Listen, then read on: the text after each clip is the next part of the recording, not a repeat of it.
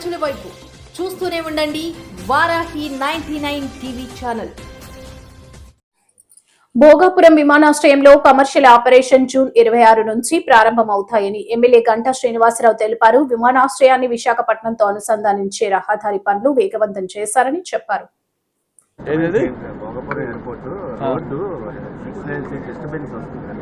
ఏం డిస్టర్బెన్స్ లేదు. ఇప్పుడు మనకి అంతర్జాతీయ విమానాశ్రయం అనేది చాలా చాలా ముఖ్యమైనది. అది రేపు జూన్ 26న టెంటెటివ్ డేటు ఆల్రెడీ ఫిక్స్ చేశారు. దాన్ని ఇనాగ్రేట్ కూడా చేయబోతా ఉన్నారు. అయితే వన్స్ ఇంటర్నేషనల్ ఎయిర్పోర్ట్ అక్కడ స్టార్ట్ అయిన తర్వాత దానికి ప్రధానంగా ఇన్ఫ్రాస్ట్రక్చర్ అంటే మీరు అన్నట్టుగా అప్రోచ్ రోడ్స్ అయినా కూడా మ్యాచ్ చేయాల్సిన అవసరం ఉంది. దీని మీద పోయినసారి విశాఖపట్నం ఎకనామిక్ రీజన్ మీటింగ్ పెట్టినప్పుడు గౌరవ ముఖ్యమంత్రి గారు అలాగే ఎంఏయుడి మినిస్టర్ గారితో పాటు R&B అధికారులు అందరితో కలిపి ఒక సమావేశం పెట్టారు. ఒక క్లియర్ కట్ షెడ్యూల్ దానికి ఇచ్చారు. 7 రోడ్లు VMRDA టేకప్ చేసింది. 7 రోడ్లు కూడా ఒక సర్వేయంగా పూర్తి అవుతా ఉన్నాయి.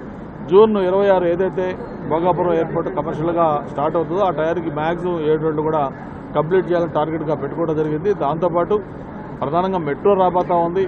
అలాగే బీచ్ బీచ్ కారిడార్ రాబోతా ఉంది. అలాగే నగరంలో ఫ్లైఓవర్స్ చేయాలి. ఇప్పుడు గతంలో 25-30 ఇయర్స్ బ్యాక్ ఇప్పుడు ఈ రోడ్డు వైడనింగ్ చేశారు.